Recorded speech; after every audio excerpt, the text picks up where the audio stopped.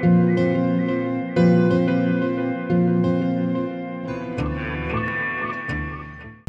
the Schumacher Society.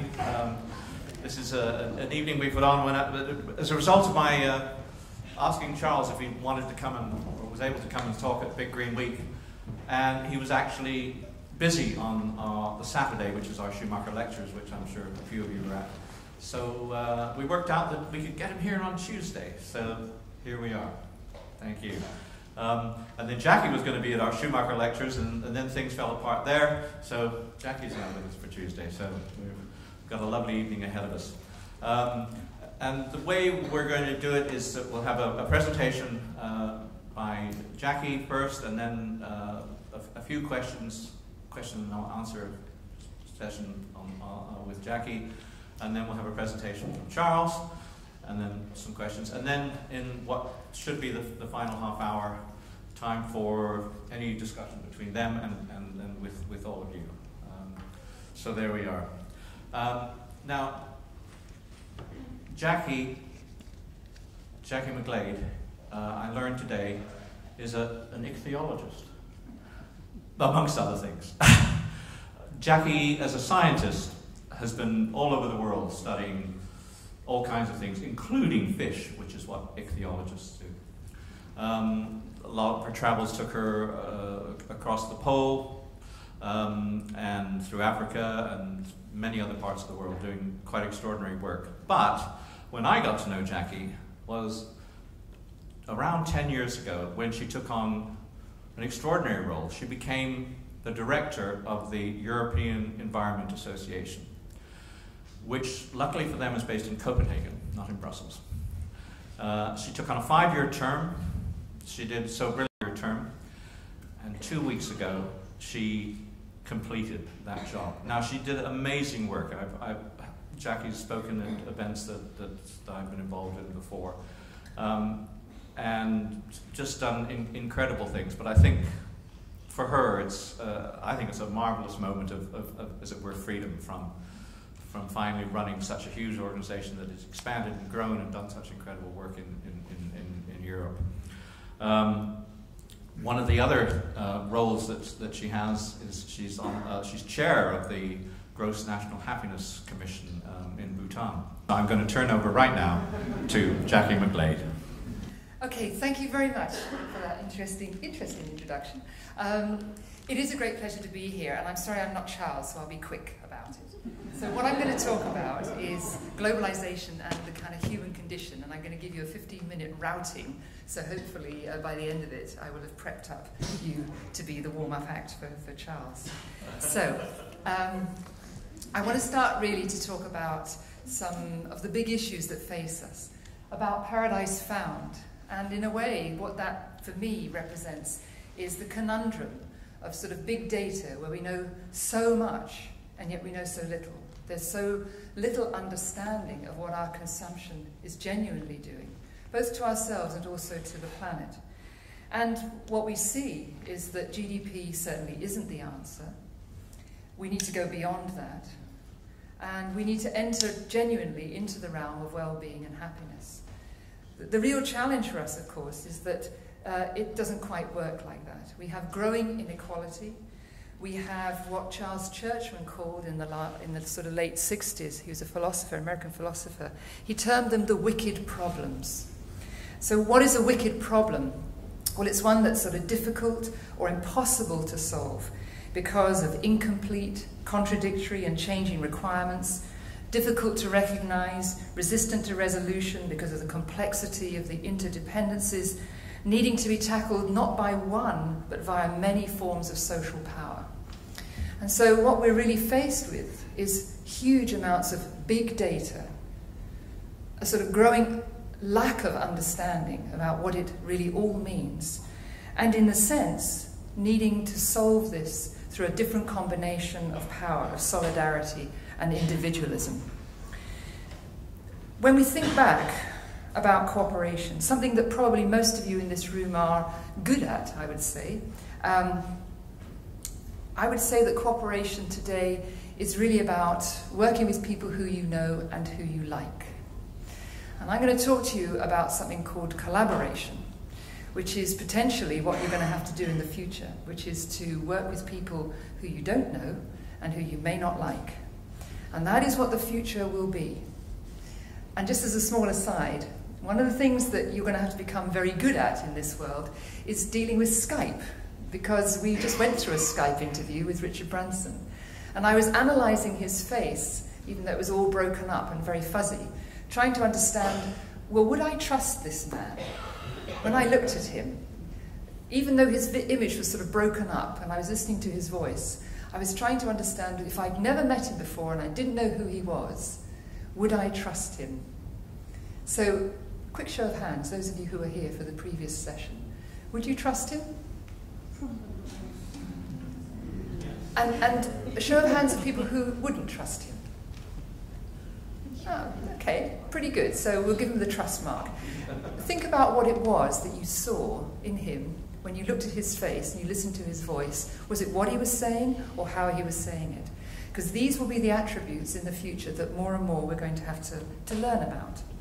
One of the things that is pretty enduring about the way that we gather knowledge around the world is that the ecological, the biological sciences, economics, psychology, politics even, is that actually they don't hold true. There are very few certain truths about it. But one of the emerging truths that came from a late colleague, Eleanor Ostrom, is that to solve complex problems, you genuinely have to be thinking about communication which is transparent and open, with shared visions, of course. Trust has to be high, and communities have got to be activated to work from below, not necessarily always from the top down. And in this wonderful picture by Francis Johnson, it was written about by Richard Sennett as well in his book on cooperation, what you see is a kind of a calmness. Everybody's going about doing their work, building the staircase. There's a guy, I think, in the middle who seems to be in charge. But effectively, they're not looking at each other, but they trust each other's knowledge that at the end of the day, they're going to be able to build a staircase.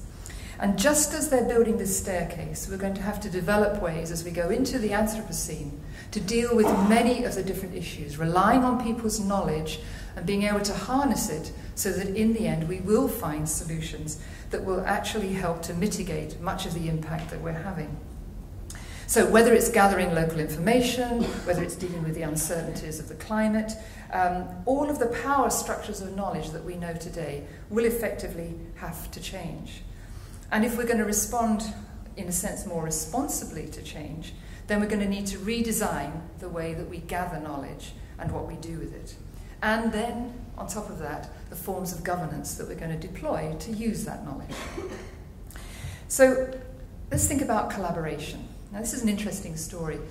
From about 2007 to 2009, there were no air crashes, commercial airline crashes, where anybody was killed.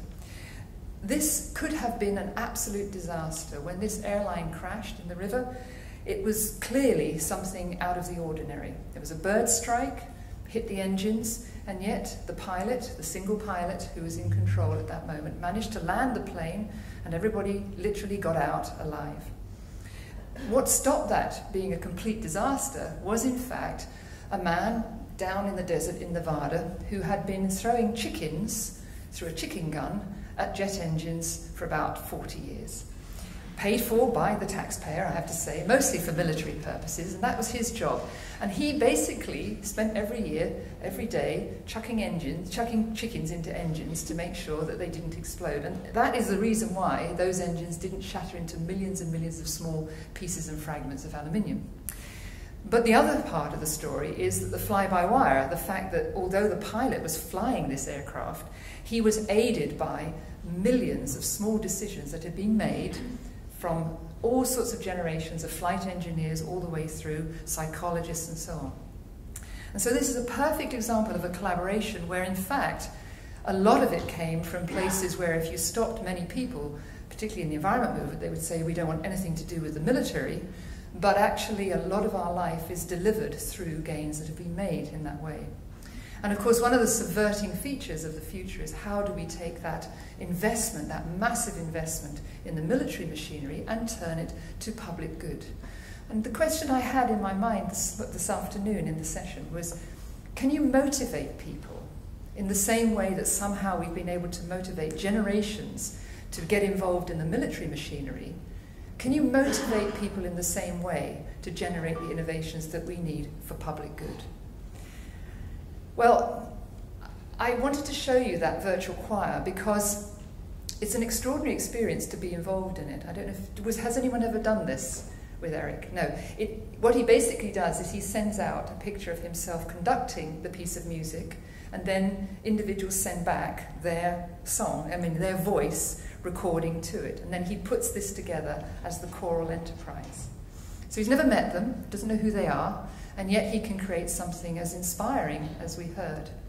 And so in a way, we're all conductors in the same sense. We put out a message of what we want, and in a sense we gather information back to try to create, in a way, our own symphony, the way in which we will live on Earth.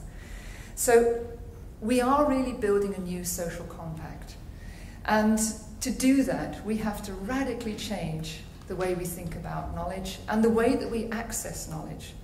So we have cloud, of course, and I'm one of the proponents that have taken as many governments as possible to work in the cloud, because I think it's fundamentally not only a technically and carbon-friendly way to do things, but it's also a massive release of this idea of the territoriality of nature. But to be perfectly honest, most people are not even aware that they're using the cloud in many of their transactions. I doubt that many of you are aware that your payroll probably sits in the cloud. Horror of horrors. However, it is as secure as anything that you might have on premise. In fact, it's probably more secure because there are multiple copies of it. Where does the new social compact come from? Well, first of all, it comes from a completely different way of participation.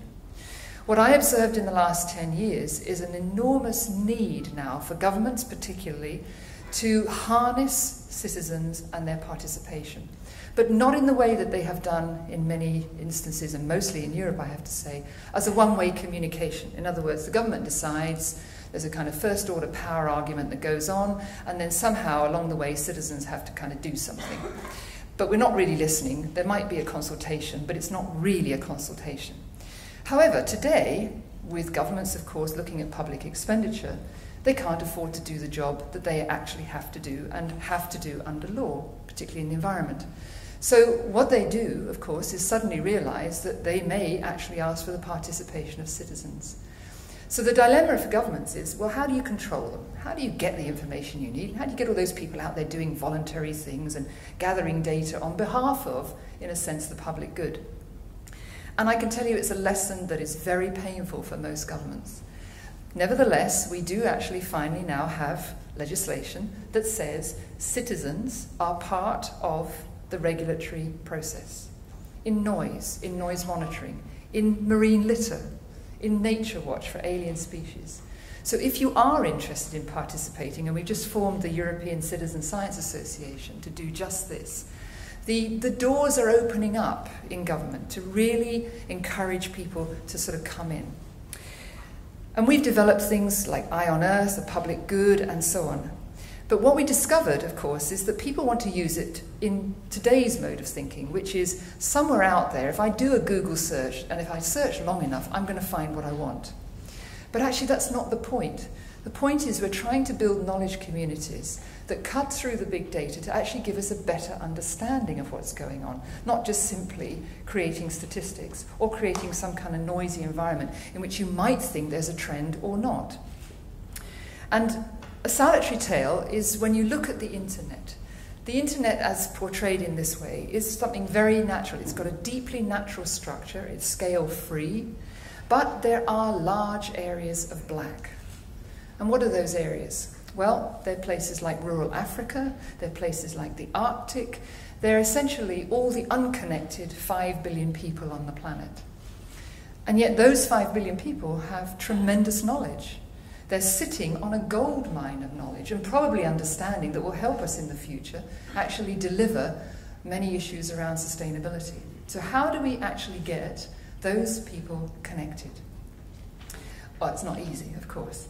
But the idea that we have, and it's partially delivered through trials and tests in the field, is to do many things.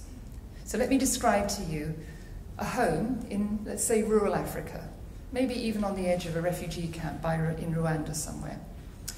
So what is this home? Well, it's built, of course, from local materials in a design that is compatible. There are lots of happy people there, of course, and you know, there's lots of other things going on. But crucially, what do we want? We want them to have electricity. We don't want the mass rural electrification because, in fact, that just sucks the money out of the economy. So can we deliver a 12-volt house? And why do we want to deliver one? Well, first of all, you can't electrocute yourself. Secondly, you can actually put it up with a very, very minimal set of skills. But what does it do? Well, it powers your pads, your phones, your computers, your lights.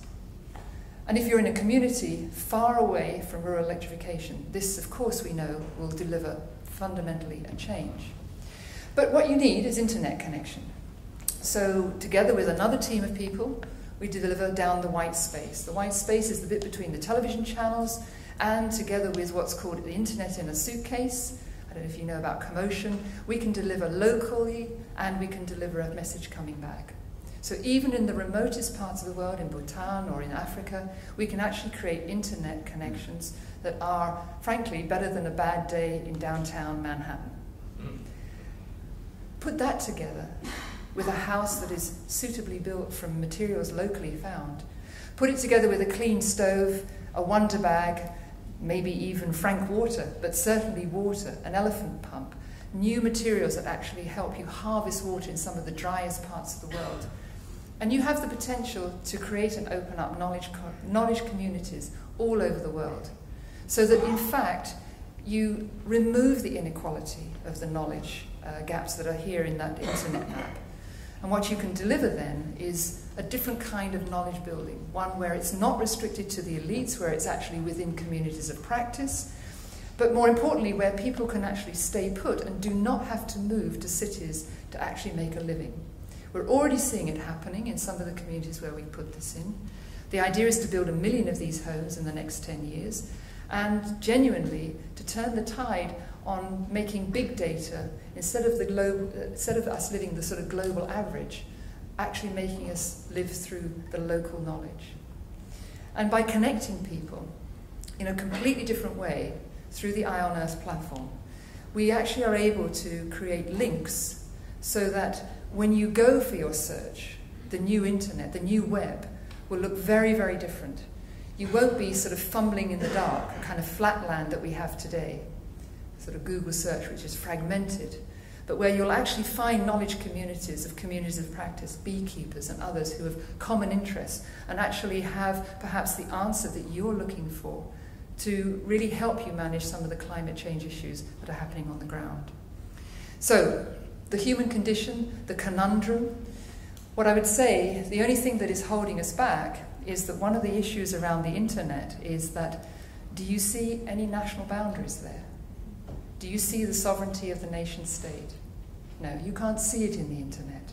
Of course there are servers in countries and they have a physical presence. But the question is one which I think will come further and further to the fore, especially with what happens over the last few weeks, is we have to fight for that freedom to roam and to be able to continue to roam around the knowledge communities of the world, where we're not restricted and where actually it's not just about freedom of expression, it's around freedom of movement of information and data. So I'd like to leave it at that as part of the human condition. Thank you very much.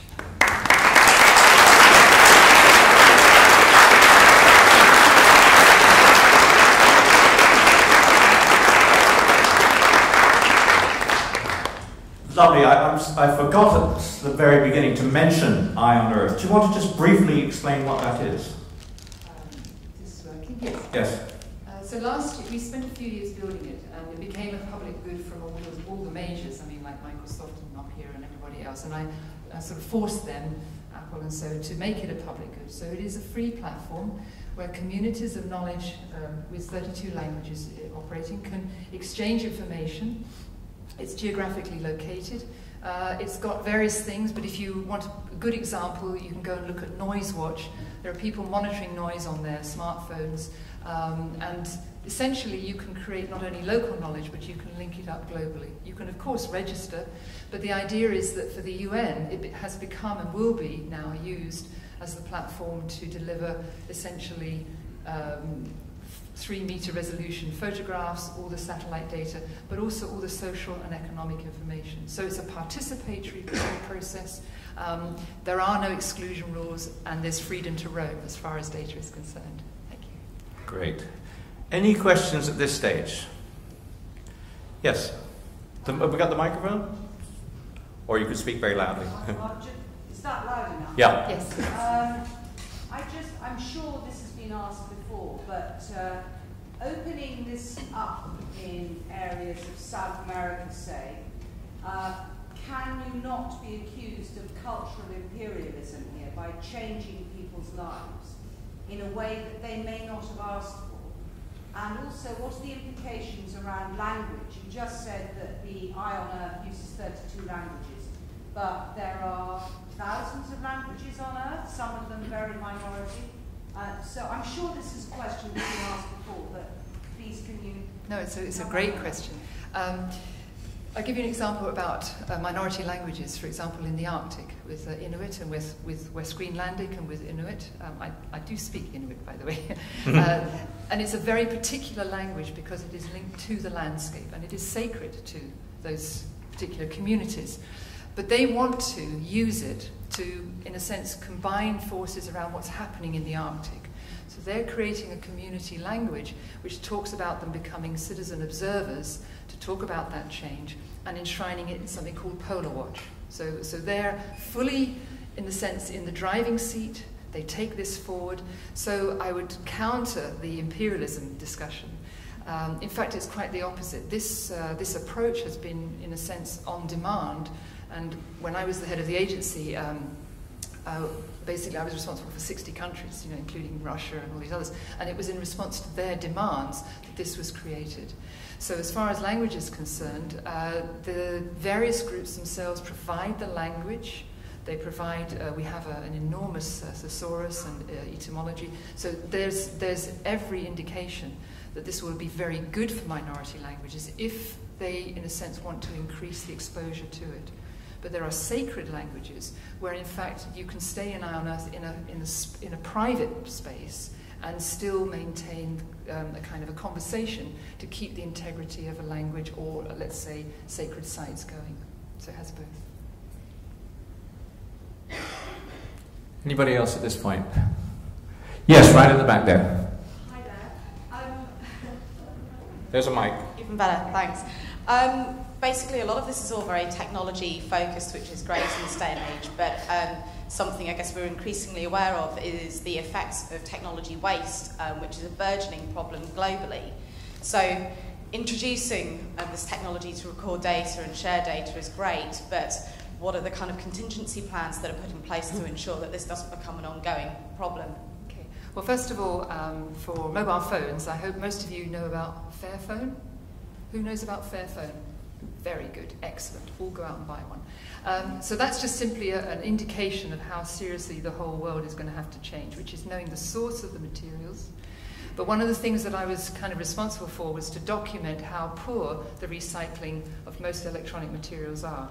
And in a film that we made called Planet Rethink, you actually see how desperate it is, where you have a greater chance of getting high-grade gold out of a truck of mobile phones than you will ever do from going and getting the ore from a virgin source.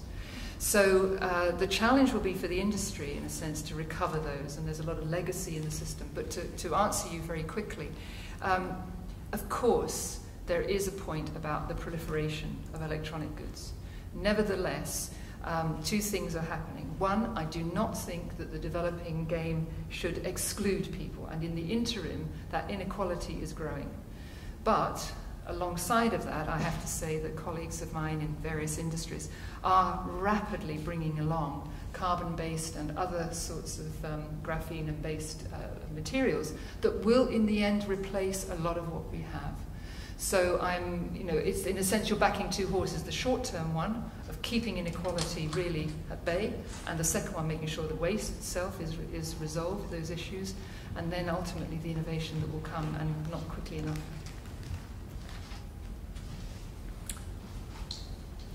Oh, yes, sir. Final question. Nick, there was one in the middle as well. Oh, was there? I was very patient. In the introduction, we heard that you are something to do with happiness in Bhutan. I wonder if you could just tell us a little bit about that and the fact that it mixes with the environment very well, but perhaps if you could just elucidate I could say that very that. quickly. Maybe the gentleman there could ask his question. I can answer both. If it would save time. It might not, of course. Thanks, Jacqueline. Following on from the previous question, and I struggle with this in my own life, what safeguards are you able to build in to what sounds like a very merit-worthy project to keep people from being sucked into the internet and living their lives on it, perhaps more of their lives than perhaps they should, given that disconnection from the rest of the environment lies at the heart of many of our problems?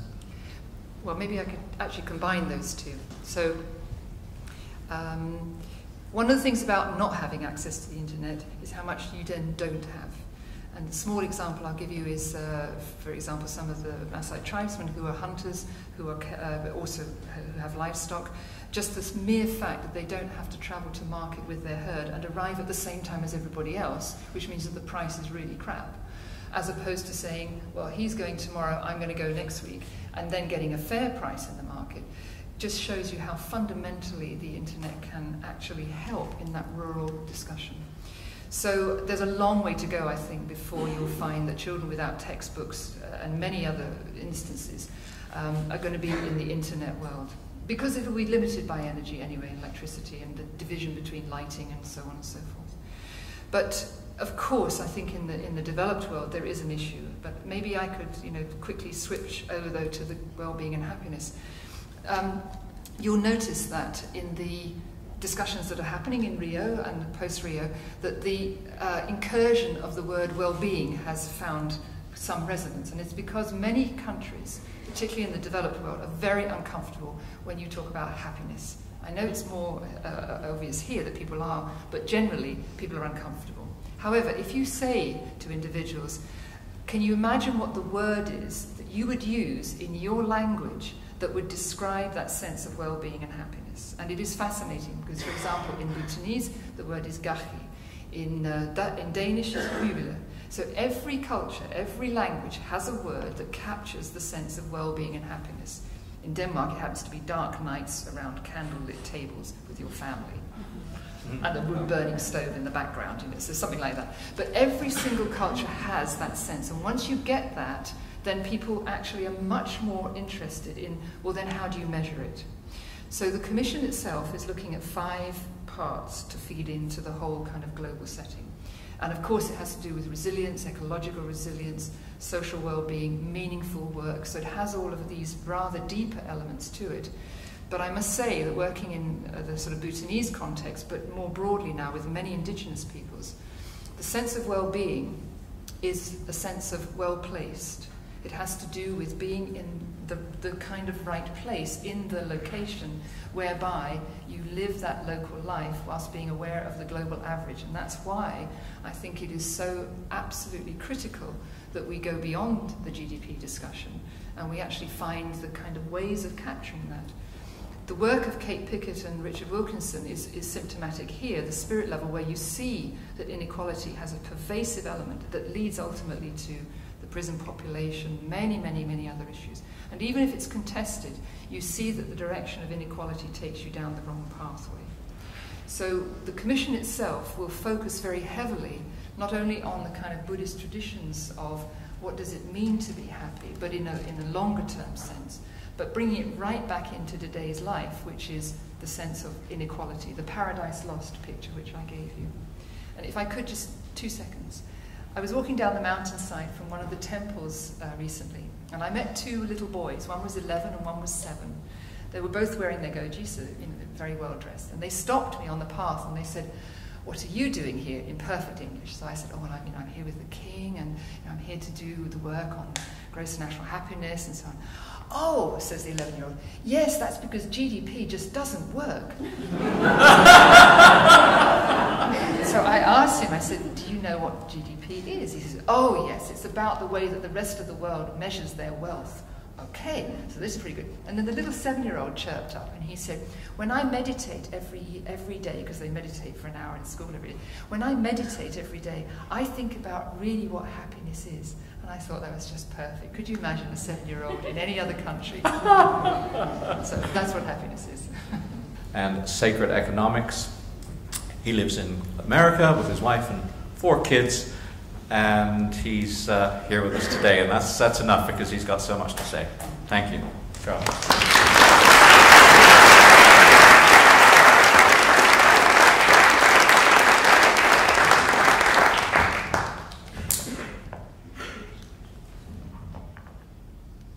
Okay, hopefully I won't disrupt your videoing by maybe being a little bit mobile. I think I'm just going to pick up on some of the themes that Jackie's brought up, and that Richard Branson and other panelists, and just some of what's in the air. And maybe by doing that, I'll end up actually giving the speech that I kind of had in mind when I came, and maybe I won't. Maybe I'll start. It was interesting. I was just in Bhutan. I told you I was just in Bhutan a week ago, and I was also struck.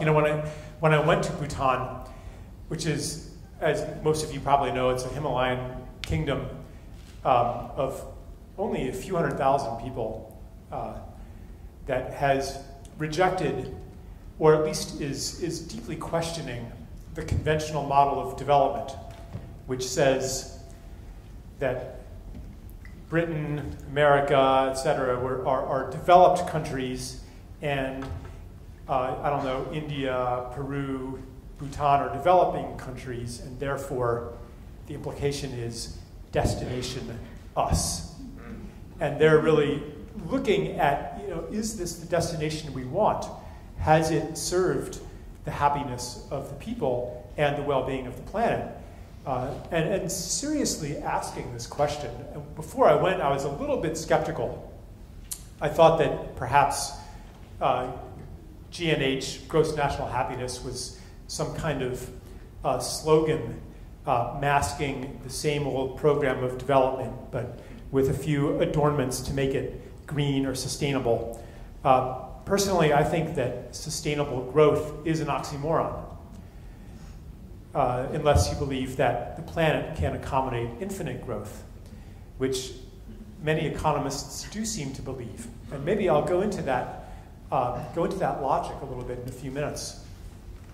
Because economic logic and what derives from it, financial logic and business logic, are based on some very deep assumptions about human nature, about the way that the world works, and even about who we are. So I think what I'll probably do is I'll use some of these economic and financial beliefs as a window into something much deeper. And this something is, one way I describe it is it's a story or a narrative or a mythology upon which our civilization is built, and which is changing today, which has kind of run its course, which is breaking down along with all of the institutions built on it. So I went to Bhutan and with this kind of skepticism, but discovered that they're really taking it seriously, and even directing government spending toward things that will not possibly create what we call economic growth.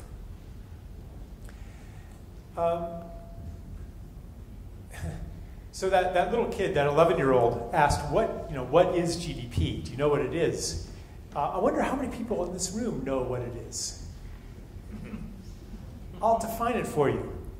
It's the sum total of all goods and services exchanged for money. So, for example, if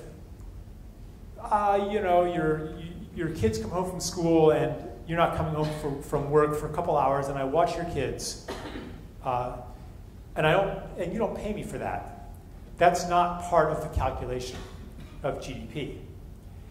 And if you feeling grateful, cook a meal for me and my family the next day or the next week, that is also not part of GDP. But if we stop doing that for each other, and instead I open a daycare center, and you pay me to take care of your kids, and you open a restaurant, and I pay you to cook my food, then money is being exchanged, and GDP will rise.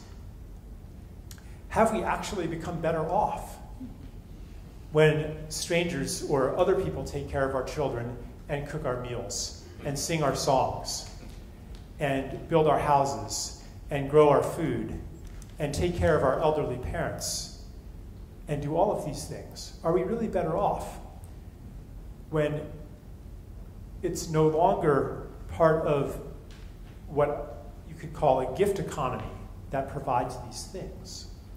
An economist would say, yes, we are better off. Why? Because it's more efficient. It's more efficient for one person to take care of 10 families' children than for everybody to take care of their own kids. You know, same with cooking meals and all of that. It's more efficient in the production of everything we can measure.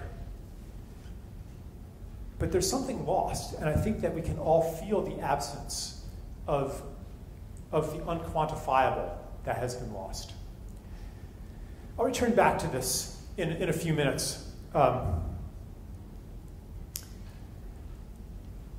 Jackie was talking about collaboration, and it's not like, you know, we're newly emerging into a time of collaboration.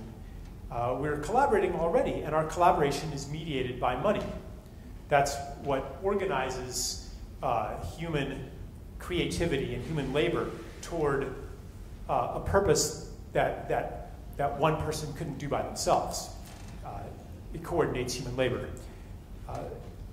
But only for certain things have you noticed that money works really well in coordinating the labors of thousands of people to frack the Marcellus Shale, where I live in Pennsylvania, or to send fleets of fishing ships with miles long nets to sweep the ocean clean of fish.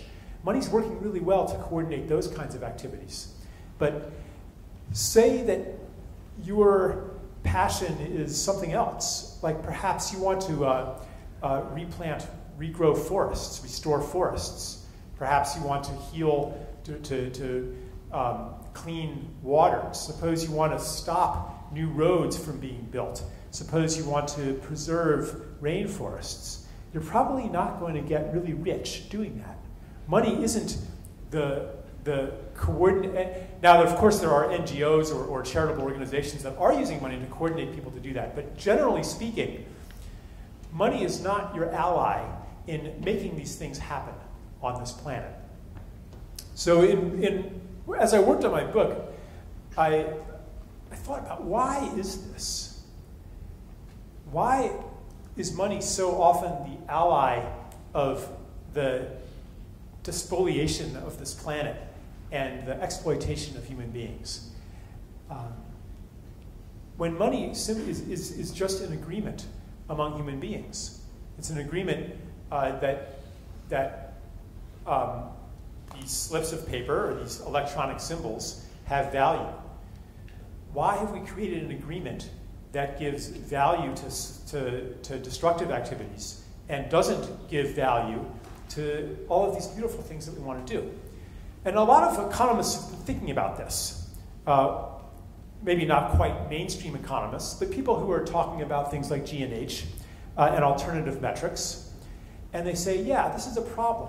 So we need to start measuring other things and to start giving value to the things that we haven't been giving value to. Richard Branson mentioned an example of this.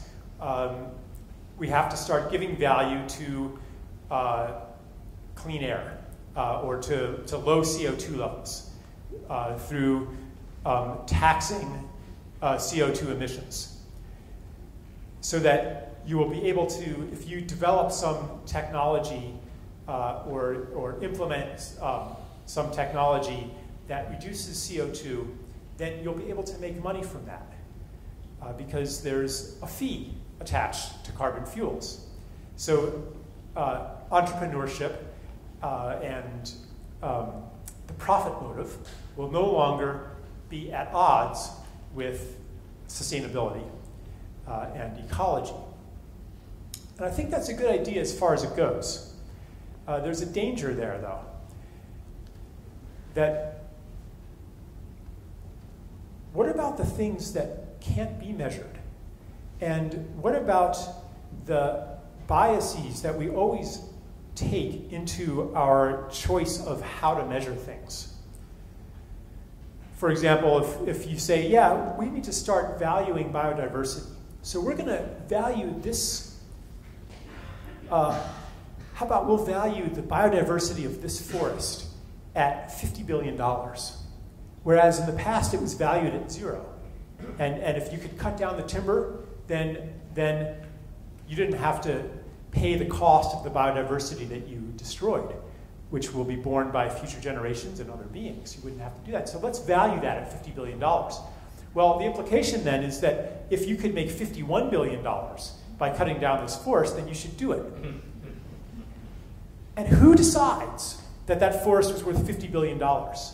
If it happens through some political process, it's very likely the person who's going to make $51 billion from cutting it down. So there's a problem here when we try to quantify what really should be sacred.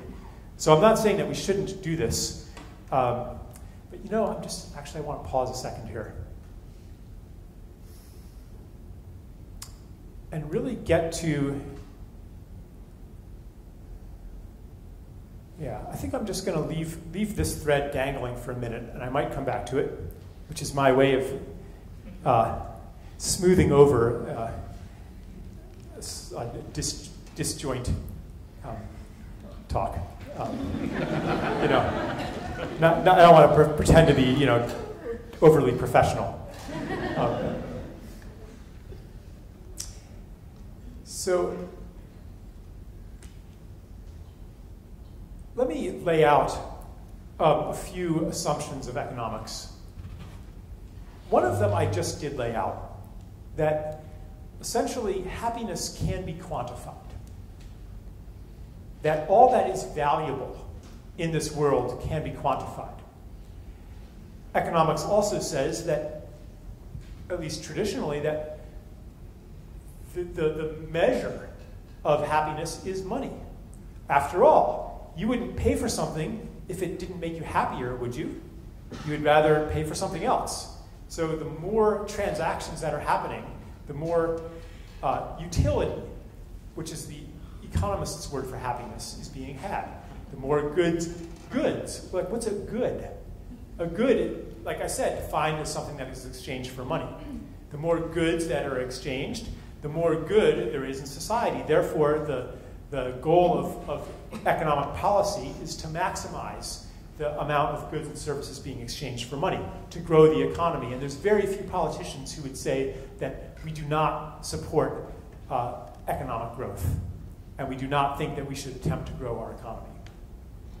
And indeed we have, so this is an assumption that is attached to another assumption, which is that we can and should, that it's even possible to have endless economic growth.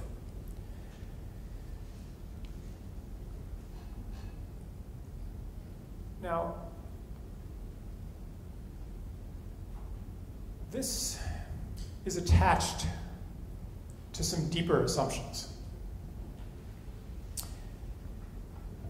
One of us would say, well, how could we have endless economic growth when we're on a finite planet? Aren't we going to run out of resources? Aren't we going to run out of petroleum, run out of energy, run out of clean water, run out of all of the things that we use to make products? An economist would say no, because as we run out, the price goes up, creating an incentive to find substitutes. And so we'll be able to continue to expand the economy forever. Got that? But there's another limit that is not talked about so much. And another assumption, which says that human needs and desires, specifically those that can be met with quantifiable things, are also unlimited. That there's no limit to the amount that you want to consume. That there's always more goods and services that a human being wants. Built into this is a view of human nature that expresses itself as another assumption of economics, which is that it is the nature of a human being to want to maximize rational self-interest. That what you are is essentially a selfish being. Therefore, you're going to want more and more and more for yourself. Another assumption related to this is that because you want more for yourself, you don't really want to contribute to other people. You don't really want to serve other beings. You don't really want to contribute to something that doesn't directly meet your quantifiable needs. In other words, you don't really want to work. Economics has a term called the disutility of work, which says that it's not something that you would ordinarily do unless you are compensated for your sacrifice of your time, which could have been spent, I don't know, enjoying yourself or consuming or something like that. Now, what kind of being seeks to maximize its rational self-interest? Underneath that assumption is a view of who we are. And this is a mythology that is so deep that we almost take it for granted. And the mythology says that who we are these discrete, separate individuals in a world of other. So that in an external universe, so if I control more of that universe, that's less for you. Therefore, we're naturally in competition with each other. In biology, this is expressed as genetic self-interest, reproductive self-interest, that says, yeah, this is just the nature of life, that all beings seek to maximize their own self-interest. Translated into economics, it's financial self-interest. Is this really true? Well, other cultures had a different understanding. The Bhutanese have a different understanding, or any Buddhist culture has a different understanding. When asked, who are you? They will talk about interbeing. They will talk about who we are is the totality of our relationships, and that we're not these discrete, separate selves. This seems to conflict with our economic lives in this society. In this society, in our economic system, if you act on the understanding of interbeing, as Thich Nhat Hanh calls it, and serve other people and serve something beyond yourself, no one's going to pay you for it. And it does seem that you'll be sacrificing your well-being.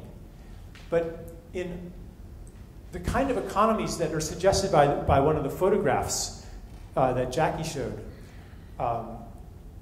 or the kind that I hinted at when I talked about people doing things for each other and meeting their needs, like even, if taking care of my neighbor's kids, and then when I'm in a pinch, she'll make dinner for me. Like, in that kind of economy, which a few thousand years ago was every economy, a gift economy, in that kind of relationship, let's say, it's not true that more for you is less for me. It's not true that your well-being is separate from my well-being. If something happens to you, then there's nobody who's going to help me take care of my kids. There's nobody who's going to help me out in a pinch. There's nobody who's going to help me rebuild my house if it burns down. There's one less person who's going to be part of my singing group, my choir.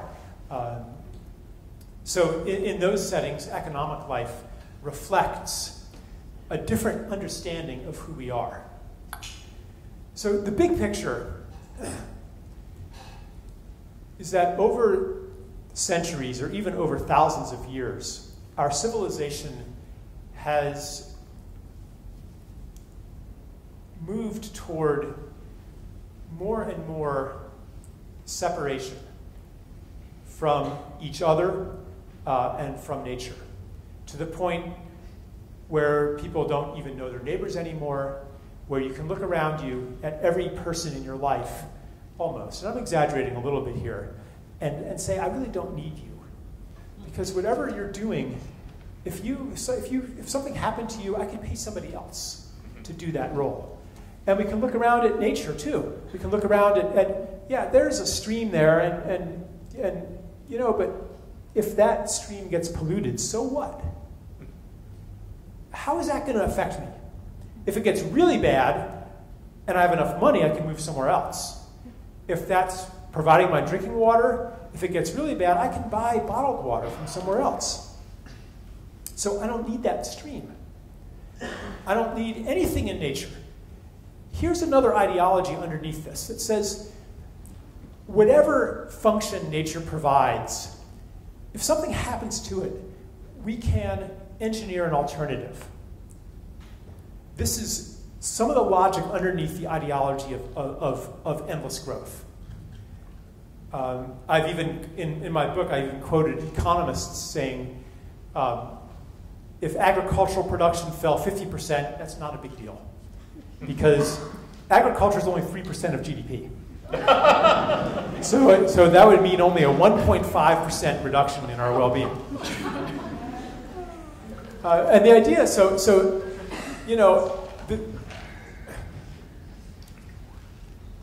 the idea that there's always some technological solution to whatever problem has been created, usually by previous technology,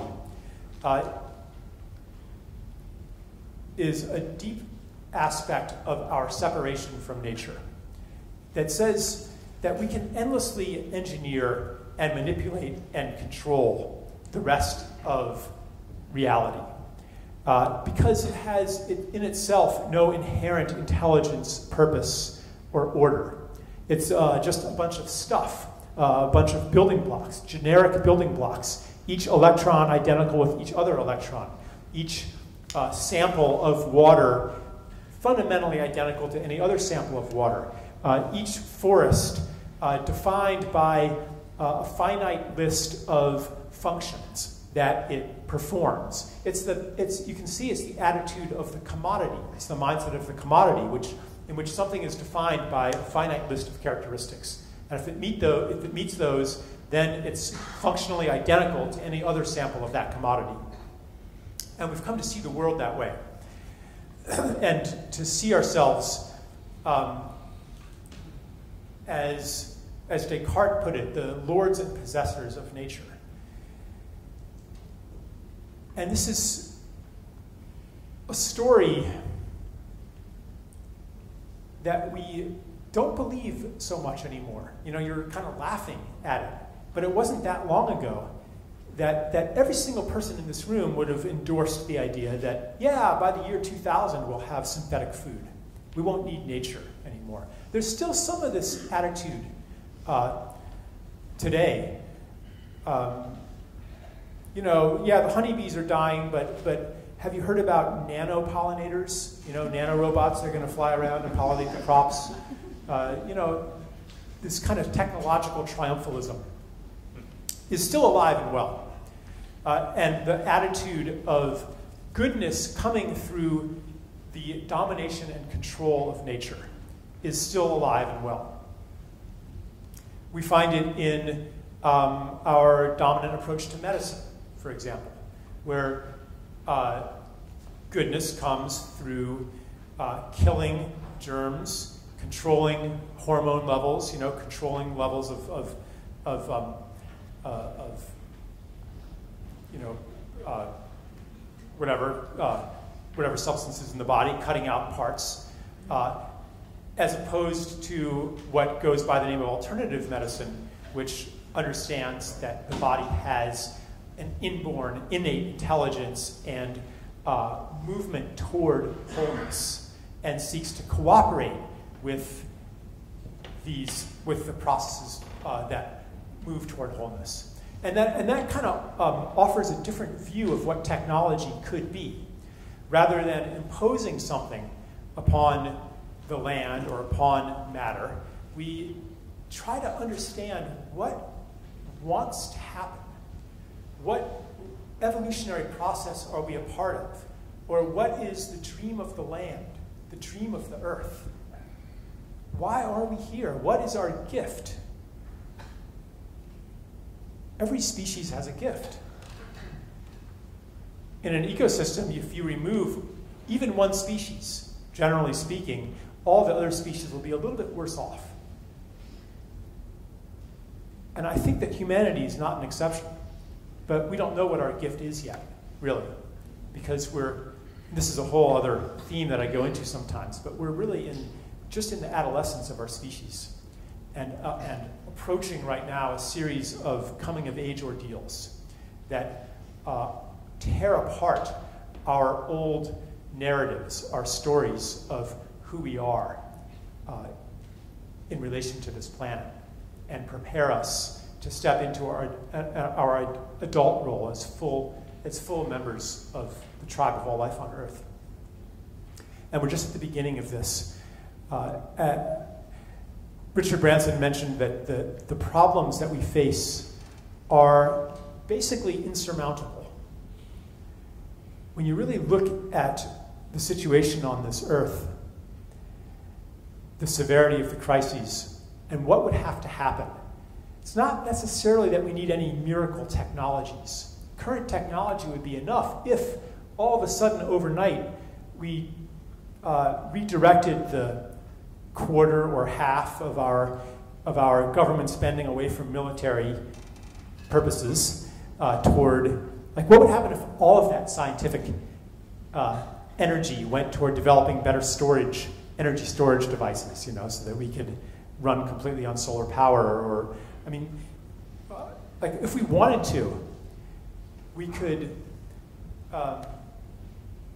cut carbon by 90% or even 100% in 10 years, if we really wanted to. How much of the energy that we use really serves human well-being? Maintaining sprawling suburbs and armaments and electronic billboards and piles of plastic junk and 90% of the air travel that we take to work all of this stuff, But what kind of miracle would it take to make a transition that abrupt? It's almost a paradox. We wouldn't really have to sacrifice very much that makes life good. But it seems so far away because we are trapped in a story of business as usual, a story of what's possible and what's practical, that holds us in the kinds of behaviors and decision making that is responsible for the whole mess to begin with. I just want to give you a sense of how deep this change is going to go.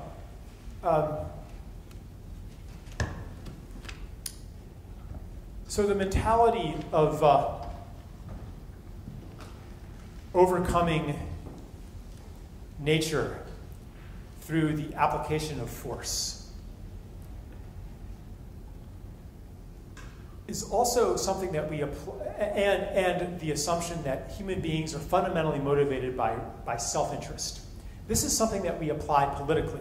And this, to me, gives another answer to that question that came up earlier about why are people so turned off by being green? Many people, they don't want, one of the quotes was, I'm not comfortable with that, with being green. And why has the environmental movement been, to be honest, like pretty much a failure for the last 40 years? It looked good in the early 70s. In America, at least, we passed the Clean Air Act, the Clean Water Act, and the Endangered Species Act, all within a few years. And it looked like we were on the right track, but it was only 7 years later that Ronald Reagan was elected president, saying that trees create more pollution than people do. And what happened here? Why? So somebody mentioned that guilt is ineffective, except maybe in the short term. So one way one application of this mentality of force is political. And it says that the way to change somebody's mind is to appeal either to their self-interest and say, yes, if you make this change, if you implement a sustainability program in your business, for example, then your bottom line will improve and you'll make more profits. Or you can apply another kind of force called guilt, which is basically saying, you are selfish and bad, and I'm not sure if I want to explain why guilt is a kind of force. It comes down to triggering the fear of abandonment. Yes? It originates in childhood with parental rejection that gets internalized as guilt and shame. If you want to control a child and make them do something, if you want to make anybody do something, the most direct way is a gun to the head. For a child, that's the threat of abandonment, parental rejection. Any young mammal is afraid of that. So, to make a very long story short, when we internalize this, we try to control ourselves and each other through the self-rejection or the rejection inherent in trying to make somebody feel guilty. So I think it's ineffective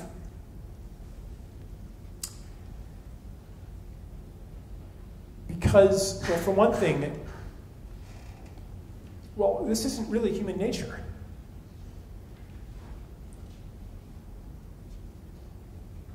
In fact, any one of us can attest to the desire, the irrepressible desire to give of our gifts and to contribute to something beyond ourselves. If you're having a career in a job or even in a relationship in which you're not giving towards something meaningful to you, you're not exercising your gifts, you're going to feel like, I wasn't put here on earth to do this. You're going to feel like you're living the life that someone's paying you to live. I think it's a lot more effective, whether you're talking about a corporation or an individual, to look at that person, instead of saying, I know you just want to maximize your rational self-interest, so I'm going to somehow manipulate you into doing the right thing. I think it's a lot more effective to say, I know you. You're somebody who really cares about this planet and wants to contribute to the health of the planet and to future generations. And I know it's hard because there's a lot of pressure pushing you the opposite direction. But I would like to call this, I would like to awaken this, I would like to invite this. Someone asked about Lloyd's £6 million contribution to some sustainable investment fund or something, and thought, well, yeah, maybe it's just guilt money. But I bet that amid the pressures of the bottom line, that there are beautiful human beings at Lloyd's who, as much as they are able, want to contribute to something meaningful for themselves as well.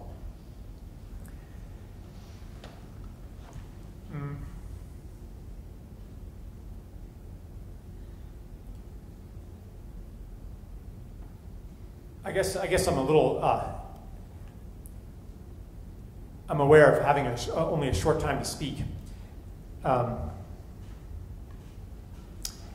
basic message of sacred economics is that our money system is part of an old story. It carries the assumptions of separation, of endless growth. It carries the assumption of scarcity. That's another assumption you'll find on page 1 of an economics book. That says that life is therefore a struggle, a competition for never enough. And it's quite natural for us to look at the world and say, yeah, it is a world of great scarcity. I mean, how could you say anything otherwise when 1 in 5 children goes to bed hungry every night? But this isn't real scarcity. It's artificial. There's more than enough food. It's just not getting to the people who are hungry. And much of the food that is produced, like the US wastes almost half of the food that it produces. And that doesn't even include the number 1 crop in America, lawn grass, and in terms of acreage, or all the corn that's going to biofuels, or the fact that high-tech, mechanized chemical agriculture, contrary to what the experts say, is much less productive than hands-on permaculture. Much less productive, 4 or 5 times less productive per hectare in some cases.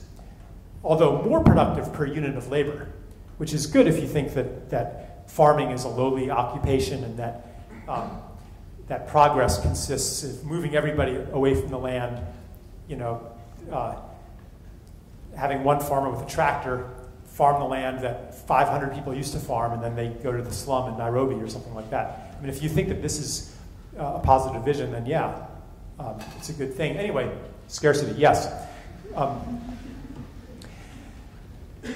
I'm not going to go into it tonight, but essentially the money system has scarcity built into it because of the way that money is created as interest-bearing debt. When money is lent into existence, there's always more debt than there is money, which means that everyone's always in competition for never enough money. And the only way that the system can keep going and avoid a rapid concentration of wealth is if even more money is always created to service the debts that were created by the creation of the previous money. Does that make sense? Like if I lend everybody in this room £1 million and say you have to pay me back £2 million in 10 years, like some of you can make that extra million off each other, like the more hardworking of you could do that, but ultimately half of you would have to go bankrupt. So you're all in competition with each other whether you want to be or not. No matter how beautiful your intentions and no matter how genuine your desire to serve other beings, you're going to have this pressure all the time. And half of you will go bankrupt unless in 10 years I have lent an extra £1 million each into existence. But I'll only do that, and creating even more debt. And I'll only do that if you have a business plan that says, yes, Charles, here's how I will make that money. I will cut down a forest somewhere. I will go to Portugal. I was just in Portugal, and they're cutting down all of the old cork and olive tree mixed forests and replacing them with pine and eucalyptus, which grows really fast and sucks out all the water, and you can make a quick profit off that. And if that's your business plan, then yeah, I can lend you that money because I know you'll be able to pay me back. So anybody who can find some aspect of nature to convert into a product or some human relationship, a daycare center or something like that, to convert it to a service, that's where the money goes. So there's an organic pressure toward growth and the monetization of life built into the money system. And so that's why I say that our money system embodies this story of the separate self in competition with each other, and the story of the endless growth of the human realm, the endless domestication of nature and domination of nature. It's built into our money system. And that story is breaking down on every level. The crisis of the money system that we see today ultimately is a crisis in growth. And this is the end of growth is something that's gradually infiltrating even mainstream economics. I won't go into there's been some recent papers and by pretty mainstream folks that are saying, hey, like the days of high growth aren't coming back, and therefore we need a financial system that works in a zero growth context, that doesn't force us to create more and more and more and more goods and services. In my book, I kind of outline what that system would be, what kind of financial system would work in a zero growth or negative growth context, and what kind of system would ally our ecological entrepreneurship with financial interests, so that people like Richard Branson wouldn't have to, fund the pro-ecological parts of his business with the dirty, destructive parts. There wouldn't necessarily be this opposition. He wouldn't make lower profits by switching to really expensive biofuels, but the biofuels would be cheaper because the cost of the fossil fuels would reflect the damage that they're doing to the health of the planet. So all of these internalization of costs, fee and dividend systems for pollutants, green taxes, these are all familiar. I guess I won't go into negative interest currencies and stuff like that, but it's in the book. And I guess really what I want to point out, or what I want maybe to end with, because I was really supposed to limit the time here.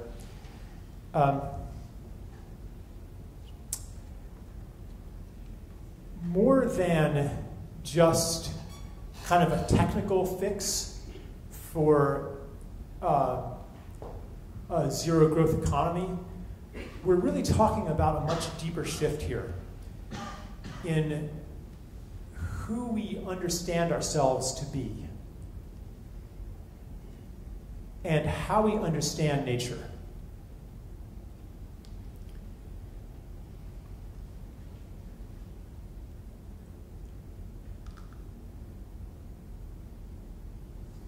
We've always known it, that we're not separate beings in a universe of other.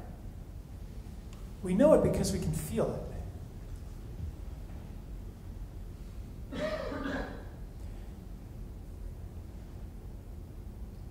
Maybe I'll tell a little story. Yeah, this one came from Bhutan, we met this woman, Bida, her name was. And she had a normal, healthy baby a long time ago. And when the baby was 2, it had an accident. It fell, her daughter fell and bumped her head, hit her head really hard, and had a traumatic brain injury. But the person, she had been away, and the babysitter didn't tell her that she had fallen and bumped her head. And so she didn't find out until too late. And her daughter became a vegetable, essentially. Just unable to walk, unable to even feed herself, unable even to speak. And even if you waved your hand over here, she wouldn't look. She was completely catatonic, like totally a vegetable. There was no indication at all that she was even conscious of anything. But Bida still took care of her every day, every 2 hours, turning her over so she wouldn't get bed sores, feeding her every meal, changing her diapers for 15 years. For 15 years. Taking her outside so that she could be in the fresh air, reading to her, singing songs to her. For 15 years. She did this, and then the daughter died.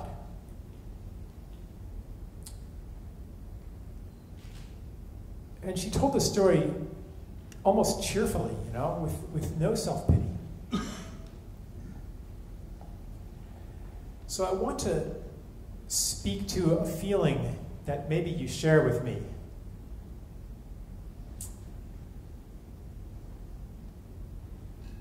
For one thing, like what happened to Vida and her daughter, like why does that hurt? I don't know if it hurts you, but it hurt. You know, it's sad, you know, it hurts.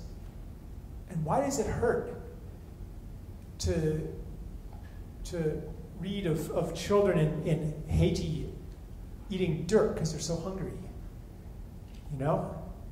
Or children in India with dysentery because of the dirty water. Like, why does it hurt? It hurts because it's happening to ourselves as well, because we're not separate. It's something that we can feel, but we've lived in an ideology that says that it would be irrational to really care about other beings. So our logic and our feelings and our heart have been at odds. But as we enter into a new narrative of self, then heart and mind are no longer at odds. Another thing about this story, like, there's a cynical part of me maybe, and maybe some other people, that says, you know, in a way this woman was wasting her time taking care of a child who was completely useless to the world and was going to die anyway. Like, how did this woman's devotion help reverse climate change? How did it serve anything, anybody in the broader world? This was, now maybe it is because the story is inspiring people, but what about the millions of people who are doing things like this and nobody ever hears their story? What about the invisible acts of kindness that each one of you have done before? Thanklessly, invisibly. What about those? When we do those, when we do things like that, and by the way, it's not just those little invisible things, it's also things like riding your bicycle or recycling your bottles or devoting yourself to bringing internet to, like, I mean, even that, like, is a drop in the bucket compared to the enormity of the crisis. So this despair there's a despair built into all of our activist work. And pretty much every activist I've ever met has at one time or another run up against this despair, that nothing they do could possibly make a difference, given the enormity of the crisis. Maybe you can make an argument for bringing internet to 1 million homes, or 10 million homes. How many was it? 10 million? A lot. Like, you could say, like, maybe you could make an argument that could be the pivotal thing that changes, you know, that interlinks people and enables you know, a global mind to emerge. And, like, maybe you can make an argument for that, but most of us aren't doing big things like that. Most of us are doing little things. So, can we imagine a logic that validates our feeling when we do these little things that we are doing something significant? We need a logic like that. Otherwise, our hearts will always be fighting our cynicism and always be fighting the money system. Because there's not a lot of money in taking care of your 90-year-old grandmother with Alzheimer's. You're not going to make a living doing that, or taking care of your catatonic daughter, or doing all of these other little things that are absolutely necessary, and that each one by themselves doesn't change very much, but that everybody needs to be doing for anything to change. We need to dance to a different logic. That logic is what I would say is the story that we are moving into right now. The story that says who you are is not a separate self in a world of other. Who you are is the totality of your relationships. And I guess I'll just end with that note and say that that transition from the story of separation to the story of interconnectedness is happening on every level. It's affecting every system. Every one of our institutions is in crisis. Medicine, education, politics, energy, money, all in crisis. And the totality of these crises is birthing us into a new story of interconnection or interbeing. Even in science, the science of separation that says that the world works according to deterministic forces operating on generic masses. Like, that's 90 years obsolete. We have quantum mechanics that invalidates the self-other distinction. We have complex systems theory, nonlinear dynamics, that speaks of order spontaneously arising out of chaos and of a universal tendency toward organization. We have advances in biology that question the basis of genetic determinism, that question that there is even such a thing that you can absolutely define as being a gene that is the subject of reproductive self-interest, and learning that organisms re-engineer their own DNA all the time and exchange DNA with the environment via viruses. I mean, in every realm, the story of separation is breaking down. And so, now for real, I'm going to end.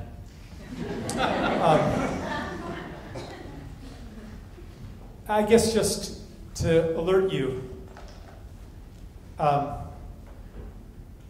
the way that it might be breaking down, or that this transition might be happening for you.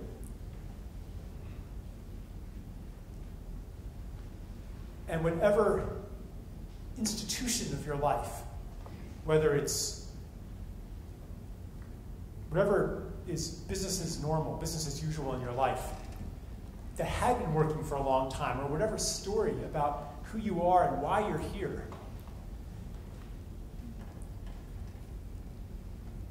that you've had for a long time, maybe one of these things is breaking down. Maybe the planetary crisis is landing as a personal crisis in some sense,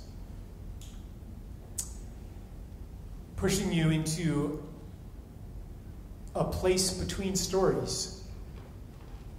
Theoretically, you might entertain ideas that we're all connected, we're all one. But practically, that's really new territory. And so you may go through a phase of not really knowing who you are anymore, not knowing what's real anymore, not knowing how the world works anymore. A sacred space between stories. And as we navigate that space, we catch glimpses of a different way of being. And it's upon that we're going to build a different world. So I'll finish with a poem.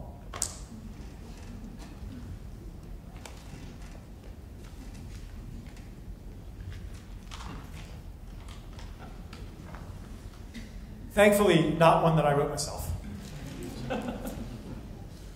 It's by Clarissa Pinkola Estes, Father Earth. There's a 10,000-year-old man no one knows. They cut into his rivers. They peeled wide pieces of hide from his legs. They left scorch marks on his buttocks. He did not cry out. No matter what they did to him, he did not cry out. He held firm. Now he raises his stabbed hands and whispers, "We can heal him yet."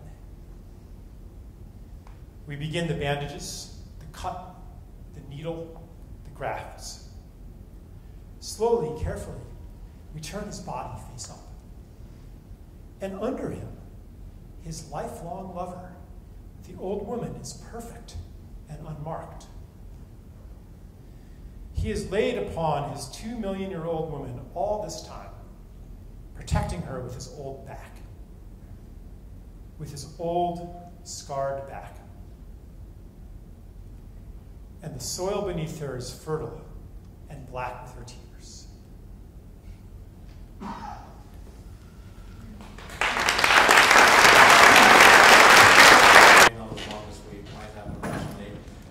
There is an exit top in case people are worried about walking across the front up there. I know Jackie had one comment to make.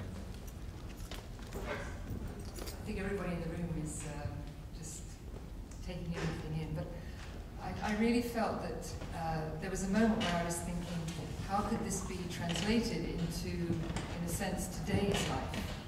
And one of the words I really feel very strongly about is the word compassion. And most of us would consider that the workplace is quite a stressful place, and particularly if you show compassion or kindness. I don't mean the lack of unkindness, I mean kindness and compassion. You're seen as being weak. Somehow it's kind of not the right thing to do. But in a way, that is what you're saying. From today onwards, being compassionate is actually something that all of us could do, and whether it's in the workplace or whether it's on the street. So I think it's just a matter of where do we begin, even before we put our hand in our wallet. And maybe that's something that we could also think of different values where the organizations can give some sort of feedback that being compassionate is also something worth valuing. Yeah. I would just like to add to that the reason to be compassionate isn't so that you get to be a good person. Like this war against nature, which is internalized as a war against the self, manifests in so many sneaky ways. The reason to be compassionate and to, as I say, live in the gift, to be generous, to be kind, and so forth, is that it's a lot more fun and pleasurable. You know? Yeah.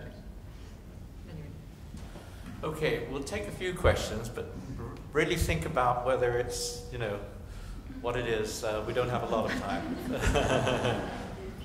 Gentleman there, then the lady here, and lady there. Could you use the mic? Thank you so much. My name is Art Histerman, and I do consider myself an economist. But I do protest at although there is indeed a brand of economists which somewhat looks like the caricature we've just heard. I'll give you an alternative definition. Economics is a discipline which studies the efficient use of scarce resources and the social institutions conducive to that purpose. That next incidentally includes speaking time. Now, I do think that there is a role for money in that place. There also is a limit to the remit of this discipline. I think that's all I'm going to say. Yeah. Sometimes people think that I'm advocating the abolition of money, but that's not true. What I'm advocating, it's really two things. One is the reduction of the monetized role. Some functions that today are served by money should not be. For example, taking care of our children, maybe most food preparation.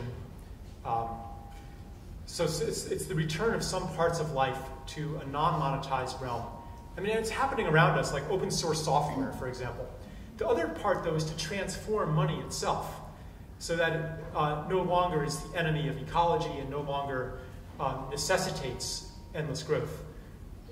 So yeah, I think as long as we have a division of labor, a global division of labor, we're going to need something to coordinate human activity over vast social distances. So yeah, like no protest there. Yes. Yeah, I'd like to ask a question about the future. If we don't if we don't use economic measures or economic means of shaping the future, like hedge funds or commodities markets and futures markets. And we step a little closer into creating a way of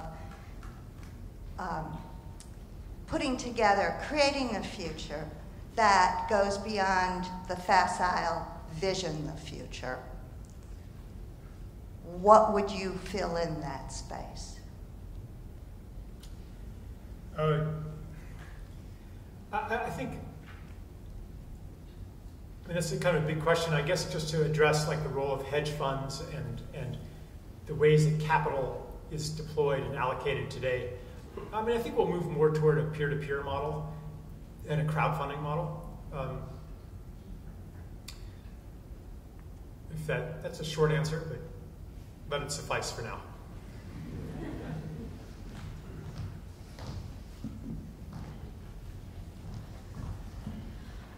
Earlier it said what was the difference with innovation in normal industry versus green industry, and when I was sitting there I felt for me it was about heart and passion and what it meant.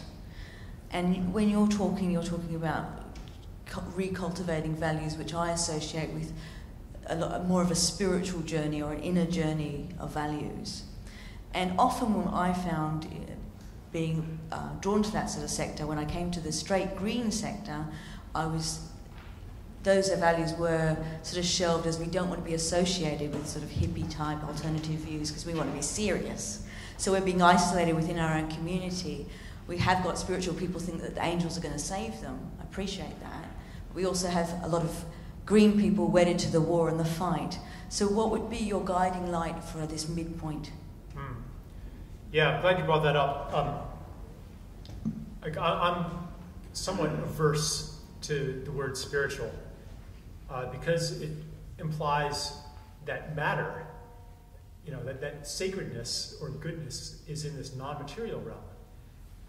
This dualism between spirit and matter enables us to treat matter as if it were just a bunch of stuff. And so I think that even the word spirituality is a symptom of the problem.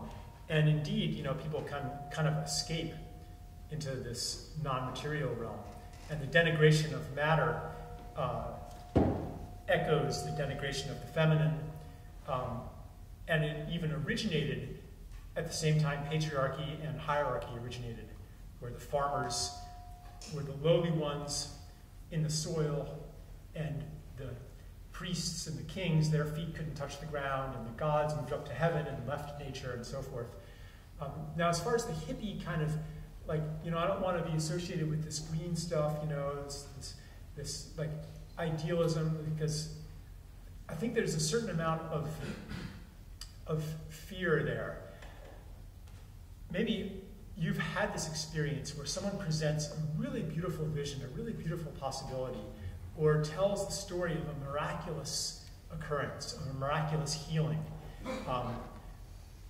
or describes somebody doing beautiful, selfless, charitable work somewhere, and there's a part of you that doesn't want to believe it, that wants to discount it, and to not believe in the possibility that we're glimpsing through stories like that.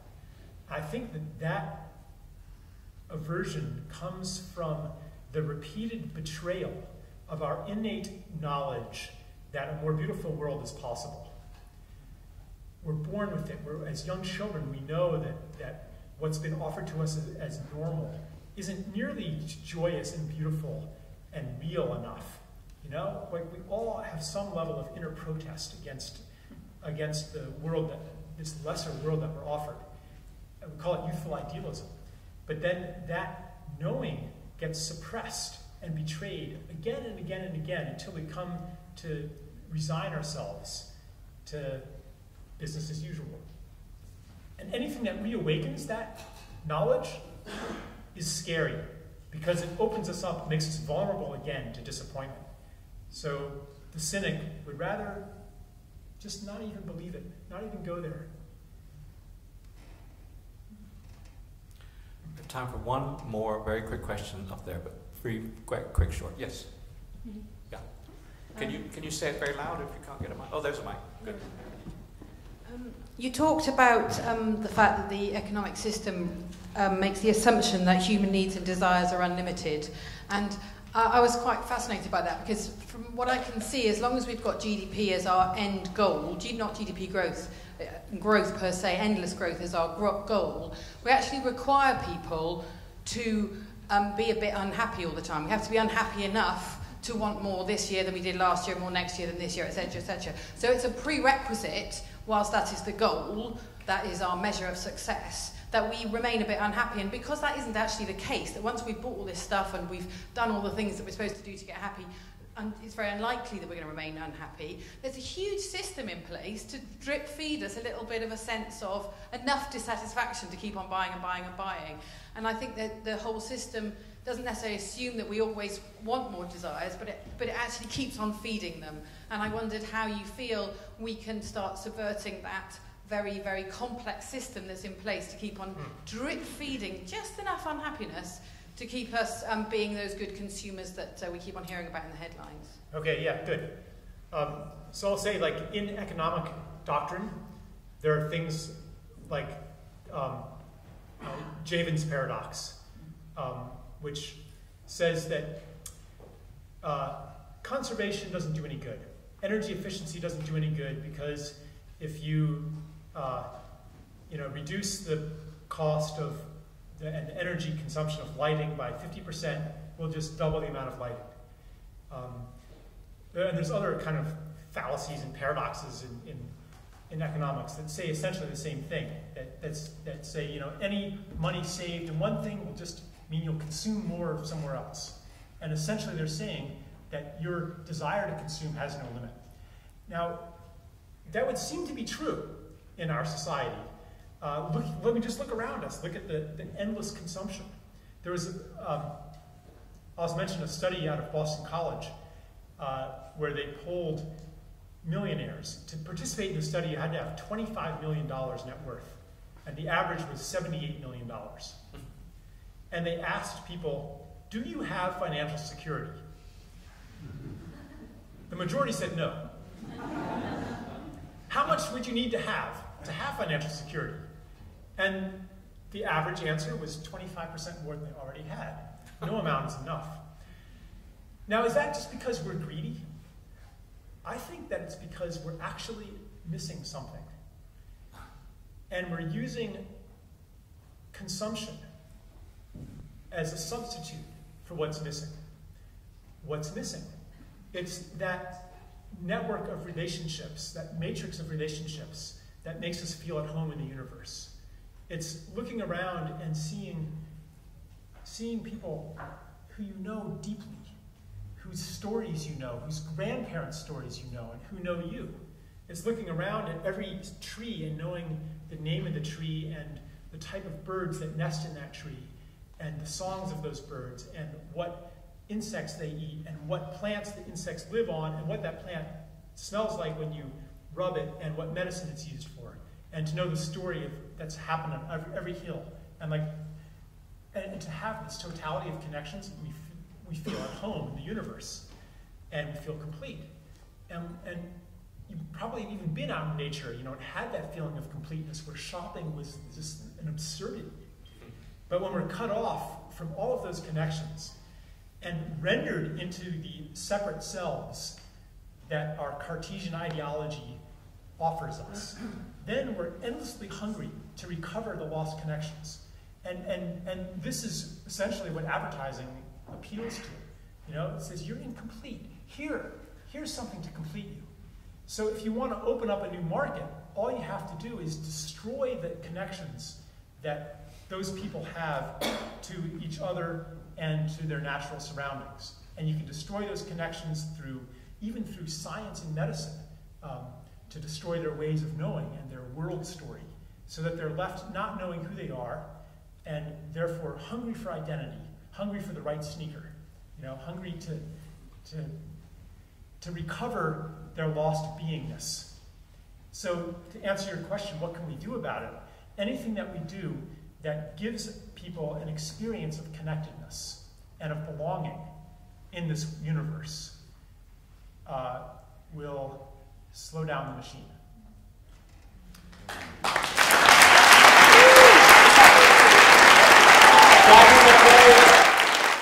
Charles Eisenstein, thank you.